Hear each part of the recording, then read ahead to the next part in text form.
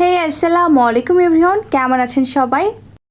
আজকে আপনাদের সামনে করে দেখাবো বাসায় থাকা উপকরণ দিয়ে কিভাবে এত সহজ উপায়ে একটা রেসিপি আপনি তৈরি করে ফেলতে পারবেন। শুধুমাত্র বাসায় থাকা আলু দিয়েই কিন্তু এই রেসিপিটা তৈরি করা যায়। রেসিপিটা দেখতে যতটা সুন্দর, খেতে কিন্তু তার থেকে অসম্ভব পরিমাণে ভালো হয়। এই পটেটো মাঞ্চুরিয়ান তৈরি করতে কিন্তু কোনো ধরনের ঝামেলা নেই। ঘরে থাকা উপকরণ দিয়ে যেহেতু আপনারা তৈরি করে ফেলতে পারছেন, তাই খুব সহজে আপনাদের সামনে এই রেসিপিটা প্রেজেন্ট করব। চলুন তাহলে আর কথা না বাড়িয়ে এই রেসিপিটা দেখে আসা যাক। প্রথমে আমি আলুগুলোকে ছোট ছোট কিউব করে কেটে নিয়েছি। এখন আমি এটাকে গরম পানির মধ্যে দিয়ে 5 মিনিটের মতো সিদ্ধ করে নিব।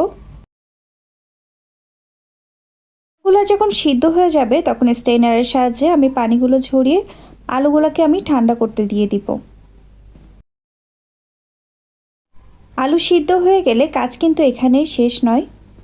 এখন আমি আলুর মধ্যে দিয়ে দিচ্ছি 1 চামচের মতো আদা এবং রসুন বাটা, দিয়েছি 1 চামচ লাল মরিচের গুঁড়া। এটা হচ্ছে আপনাদের কতটুকু ঝাল খাবেন সেটা অনুযায়ী দিয়ে দিবেন।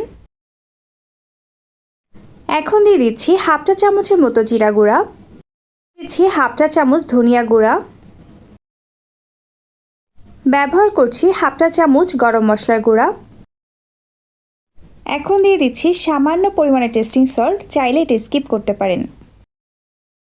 দিয়ে দিচ্ছি পরিমাণ মতো লবণ, দিয়ে দিচ্ছি সামান্য পরিমাণে কর্নফ্লাওয়ার যদি না থাকে সেক্ষেত্রে চালের গুঁড়া ব্যবহার করতে পারেন। দিয়ে দিচ্ছি সামান্য পরিমাণে ময়দা। এখানে অল্প পানি ব্যবহার করে আমি সব কিছুকে মিক্সড করে নিব। তারপর সব কিছুকে আলতো হাতে ভালোভাবে মিশিয়ে নিতে হবে। এটা যত ভালোভাবে মেশানো হবে ততই এটা যখন ফ্রাই করব তত খেতে ভালো হবে। এখন একটা ফ্রাই প্যানে কিছুটা তেল নিয়ে নিচ্ছি। তেলটা যখন গরম হবে তখন আমি যে আলুগুলো ম্যারিনেট করে রেখেছিলাম সেই আলুগুলো এখন এই তেলের মধ্যে দিয়ে দিব। আলুগুলোকে চারিদিকে ছড়িয়ে দিতে হবে যেন আলুগুলোতে প্রপার হিট লাগে। যখন দেখব উল্টে পাল্টে আলুগুলোতে ব্রাউন কালার হয়ে এসেছে তখন আমি আলুগুলোকে উঠিয়ে নেব।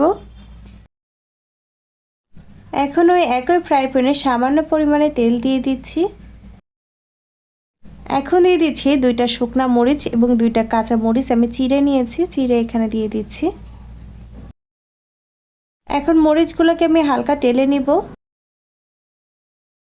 দিয়ে দিচ্ছি ছোট ছোট করে কুচি করে রাখা পেঁয়াজ কুচি।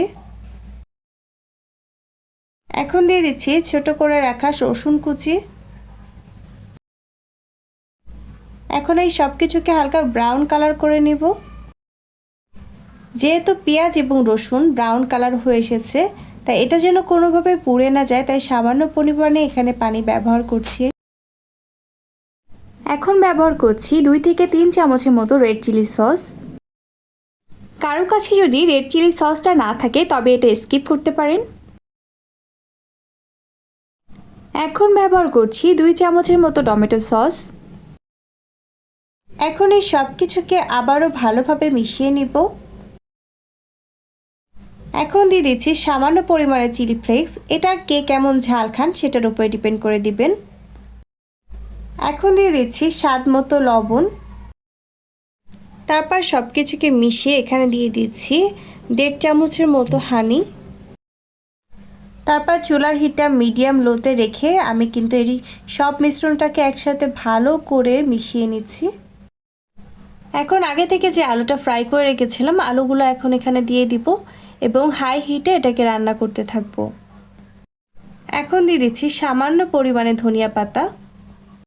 আপনারা চাইলে ধনিয়া পাতার সাথে এটার মধ্যে কারি পাতাও ব্যবহার করতে পারেন। যেহেতু আমার কাছে কারি পাতা ছিল না সেজন্য আমি এখানে কারি পাতাটা ব্যবহার করছি না।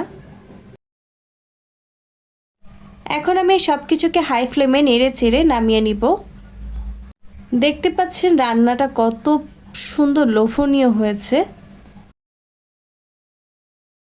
দেখতে পাচ্ছেন রান্নাটা করতে যতটা ইজি, খেতে কিন্তু খুব বেশি মজা আর দেখতে কিন্তু অসম্ভব পরিমাণে সুন্দর হয়েছে। তাই আর দেরি কেন, এখনই ঝটপট তৈরি করে ফেলুন বাসাতে এই রেসিপি দেখে পটেটো মাঞ্চুরিয়ান। আজকের মতো এই পর্যন্তই, আবার দেখা হবে নতুন কোনো রেসিপি নিয়ে। সেই পর্যন্ত সবাই ভালো থাকবেন। আল্লাহ হাফেজ।